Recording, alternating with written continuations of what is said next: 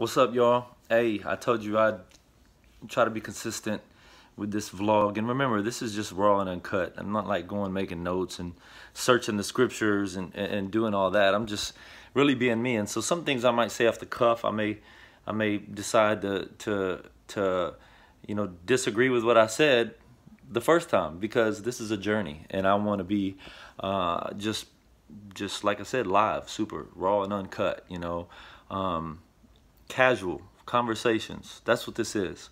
So when you watch this or when you see me comment, it's a conversation. It's a dialogue. It's not always got to be a debate. It don't have to be divisive. Too many people are jumbling others in a category of maybe someone they thought was a certain type of way, and they assimilate me with that person. In other words, you say CHH, oh, you're defending CHH, and we start talking about Christian hip hop, and what I realized through talking with many people is, man, you can be lumped in the category with some crazy stuff when you say you represent CHH, and that's Christian hip hop, y'all. For those that may be hearing this for the first time, you can be,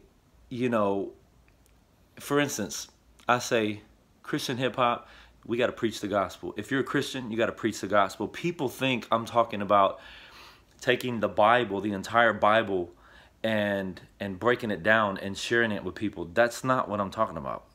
Preaching the gospel is what Jesus and his disciples did before they had a New Testament. The gospel is Jesus came to earth. He died on a cross. He was buried in a tomb. In 3 days, he rose from the dead. And he's coming back for us. And because we're in a broken state, if we want to have a relationship with the Creator, Almighty God, then we have to turn from our brokenness, acknowledge our sin, and follow Jesus. And then we begin to grow, and then we begin to go and tell others. That's the simplicity of the gospel. And so when I say preach the gospel, I'm not saying be a teacher or pastor in a church.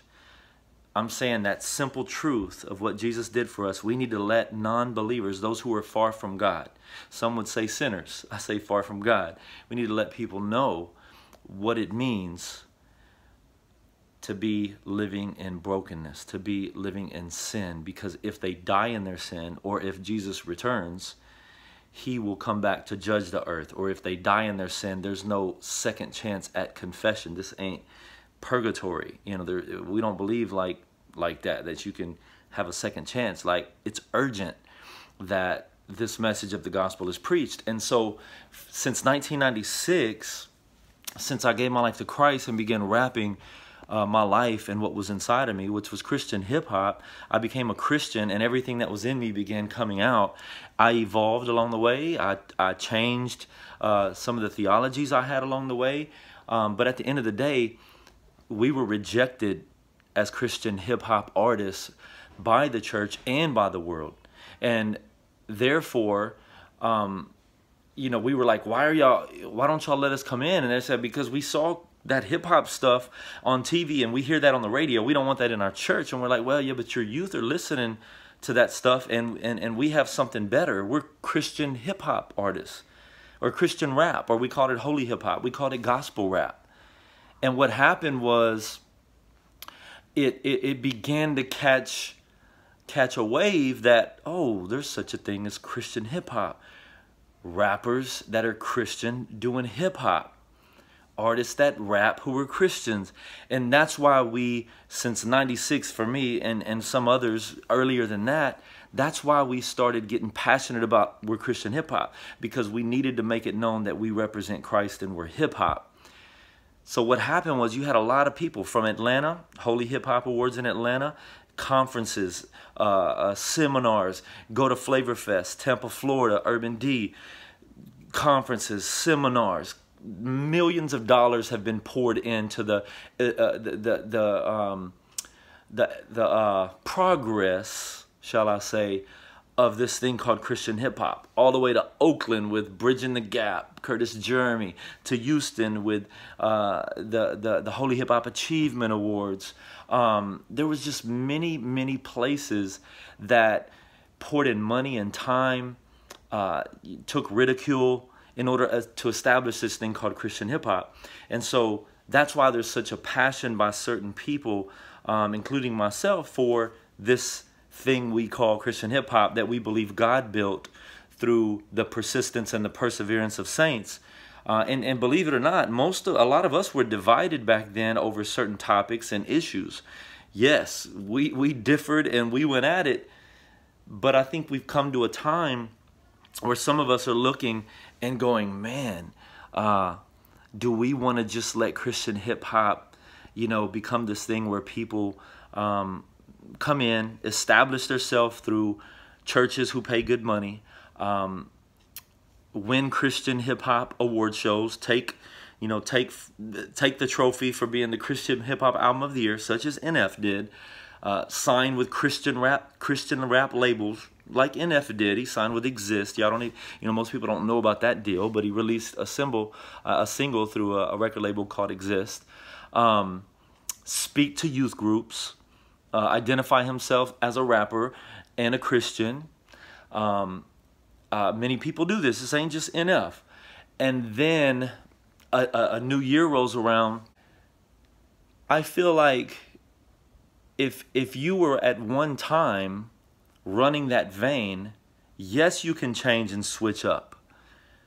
But at least give some sort of clarity and understand that people are passionate about this thing called Christian hip hop. And let me tell you why.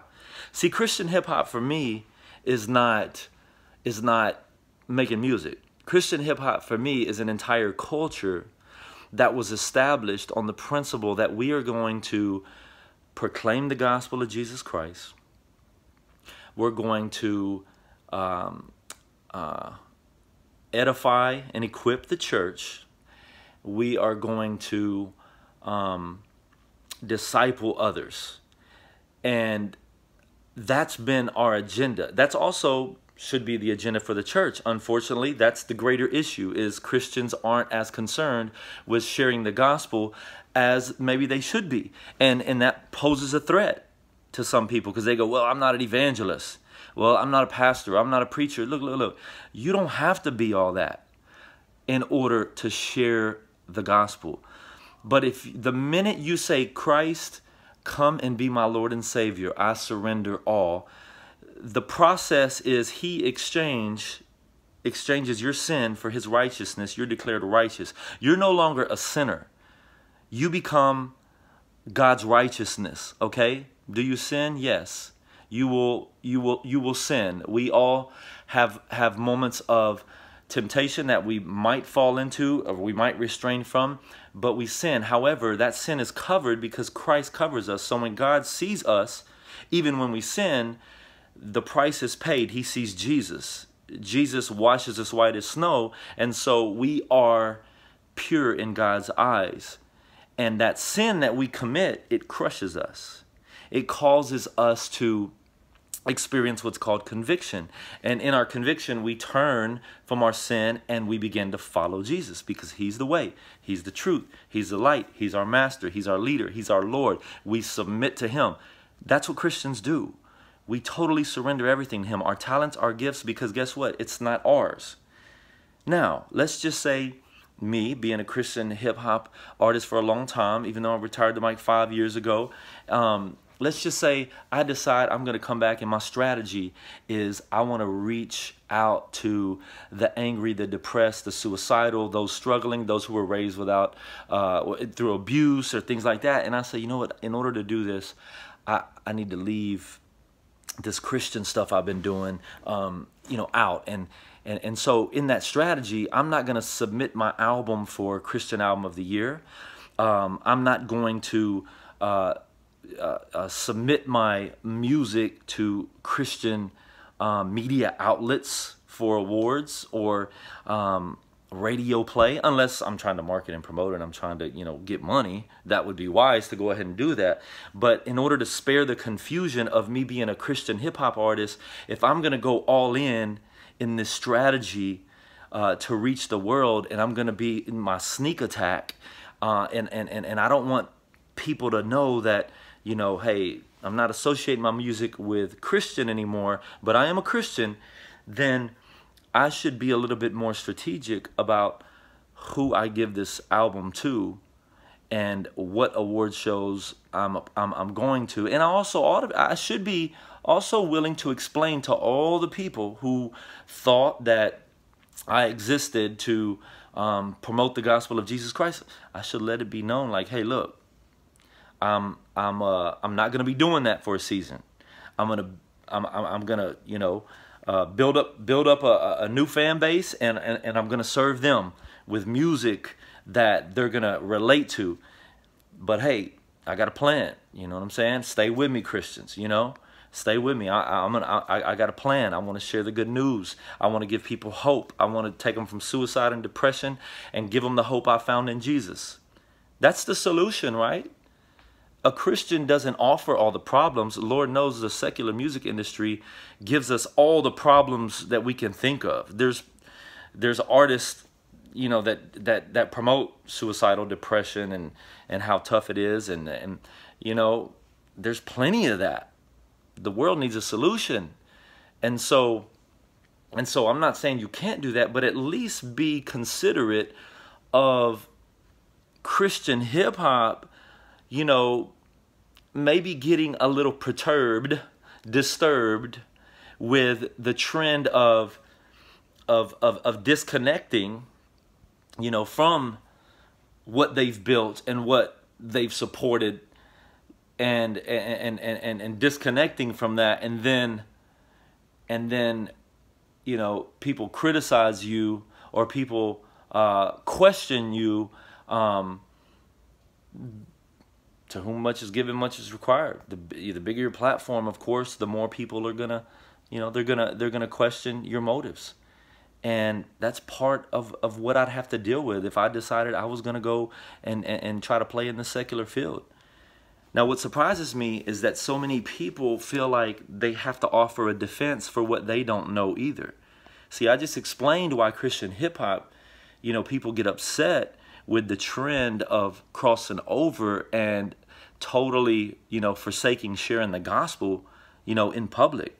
I mean, I understand that, and I just gave you a reason why. There's years of investment in building and being, promoted and marketed, and having radio stations and award shows, and I mean, there's been a lot of blood, sweat, and tears by Christian hip hop in order to get this far. And so when someone switches over, there are consequences to that, because you got people following Christian hip hop. And when someone switches over like that, there's a cost that comes with that. Somebody made the comment, hey, they're doing what they need to do to feed their family. Well, what about all the families of Christian hip hop artists who now youth pastors look at that person and go, man, these Christian hip hoppers are a joke. They drum us up, we support them, we get our kids following them, they build a career, and then they bail on us. Well, guess who that hurts? That hurts Christian hip hop artists who actually make a living off of those honorariums too. A lot of fans that follow Christian hip hop follow the guy who goes secular, and next thing you know, they're being exposed to new secular music, and they're leaving and abandoning this Christian music, because they feel like, well, it's all right to go this route. And so, yeah, you may be feeding your family, but it is having an impact on Christian hip hop as a whole. I'm just talking random, y'all. I'm just going to tell you, there's been, I looked at this, and I appreciate every comment. I value it. I chew it up, man. I've had 4-hour conversations with people. Man, it really gets you thinking when you do these vlogs. But, my question, I'm kind of going to leave the NF thing alone, because I think this is what my conclusion is on NF. I looked at his history. I did some research. There was a time where he was finding his identity, rapping in churches, ministering through his music to kids, being bold about Jesus on the mic, even signing with Exist and another Christian hip hop label. There was a time when he was doing Christian radio interviews, and there was a time where I think the Christian hip hop industry considered him one of the rappers in Christian hip hop. And I think that he got a deal where he's under a new strategy. My question is the strategy's worked. Millions of fans, millions of followers. It's worked. It's a great strategy. And all I want to know is, when will the gospel be preached? Because at the end of the day, how many will be missed if they don't make it? They don't make it to see the next day. Somebody made the comment, well, do you preach to everybody you come across to and take every opportunity? Yes, I take advantage of every opportunity as the Spirit leads me to share the gospel. Yes, if I'm sitting at a restaurant, I got a waitress, I'm probably going to say, is there anything we could pray for you about while we do this meal, to let her know that we care about her and we serve God, and we can actually pray for her. And if she gives me a response that causes me to feel like, man, she's got some things going on, I'm going to share with her the hope that's found in Jesus. I'm going to drop the 3 circles. We call it 3 circle dropping. And that's what I'm going to do. But do I share with everybody? Absolutely not. If I'm going to the mall and I'm trying to return a shirt, I'm not going to stop at every person and do that. That's being ridiculous. However, if I have a platform like I do in prisons, if I have a platform where people are coming because they adore me, they love my music, and I've got their attention, and they really relate to my music. If I have a captive audience, I may only have that captive audience for a season, and I'm the type of Christian, which I think we're all supposed to be those types of Christians. I'm the type of Christian that's going to take advantage of that opportunity. The days are short. The days are evil, and we're not promised tomorrow. Seize the moment. Seize the moment. Give people the hope that's found in Jesus Christ. I understand venting. I understand sharing your music. I even understand making money off of music. I understand that. It's not my route, but I understand that, and I respect that. But these moments where you have a platform and you have an engaged crowd that's following you, it's okay to not give an altar call. Nobody's asking for that. But it's okay also to just say, look, all this depression, all this suicide, or all this gangbanging, or all these drugs, all these things that I talk about in my music, or, off of NF, just go on to other artists, all this stuff let me tell y'all something, man. I found hope and I found deliverance in Jesus Christ. And if you're interested in learning more about Jesus, man, hit me, see my gram, see my Instagram, see my website. Point them somewhere. That's all I'm saying, y'all, because I'm passionate about the gospel. Christian hip-hop, to me, it's a culture. And down here in H-Town, down here in Houston, if you ever come, I'll take you on a tour of what Christian hip-hop is. I'm not going to hand you a CD. I'm going to take you to the hoods, where we have Christian hip-hop artists who get on a microphone and engage the streets with music that lights up their faces, with music that brings hope. A lot of people will say, man, I'm just trying to relate to the streets. I'm gonna do music for the streets. And you know what? It's funny, because I've been going to the streets with rappers that are elementary style of rhyme, pattern, and flow. And man, the streets, they embrace that. They respect that. Gangsters, drug dealers, pimps, prostitutes, killers, yeah. They listen to that Christian hip-hop music, and they want to shake your hand afterwards. They cry, they shed tears and say, man, this changed my life. I really want to change my life. It just happened. It happens all the time for me. That's why I'm like, why is everybody resisting Christian hip-hop? And then I learn about all this beef within Christian hip-hop and all the hurt Christian hip-hop has done, which I'm going to address that in the next video. But for now, I just want you to know that Christian hip-hop is a powerful tool that's being used in strategic ways to reach the streets. It is. I'll show you. Take a tour. Come on, do a mission trip in Houston. We have to know that the artist is committed to sharing Jesus Christ through their music before we put them out in those streets, and before I put them on that mic. And we have MCs here in Houston, man, that they don't have record deals. They don't have expensive mixing and mastering. Some of them might not even be super skilled. They ain't getting played on radio. We got the biggest radio station in our city. Not one native Houstonian is being played on that station. Not one. But you know what? These guys are out grinding in the streets. And their heart is fixated on sharing the love of Jesus. Man, these artists, these Christian hip-hop artists, I know, they put their life on the line, man. They get out there in the darkness and they pray with people that are broken. And they're unashamed. And I'm talking, this is going on daily down here. And so Christian hip-hop for me is, maybe it's a little different than the bubble or the paradigm that it's been. And so in my next video, I'm going to take some time and I'm going to be making some phone calls. I'm already talking to people.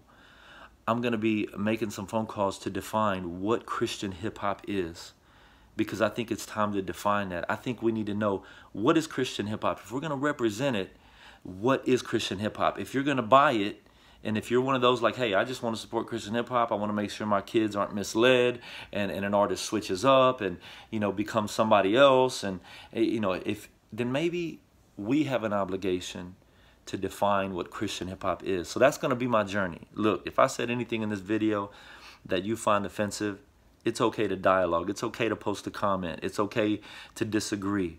But just know, my heart is not to judge anybody. Some of y'all say, man, just pray for them. Just pray for them. Look, that's what just let that be a given, that we're praying for people, okay?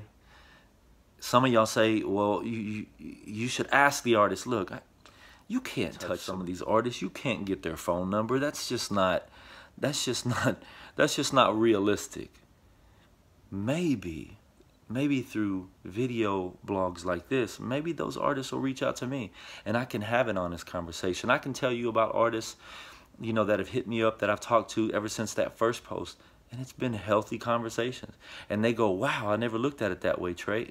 And I go, wow, I never looked at it that way that you're telling me. And it's a beautiful thing when we can come together in reason and love and respect for each other. Look, I want y'all to know that I'm praying. Not only am I praying, but I'm putting the feet to the plow out there. You know, well, not the feet, the hands. I'm putting my hands to the plow. And, you know, God bless y'all. Thank y'all for tuning in. My Facebook is Trey9, T-R-E, the number 9. I'm going to start posting there. I also have a personal page, Trey to the 9, T-O-T-H-E-N-I-N-E. Instagram, Trey9 online. And I appreciate y'all. God bless, man.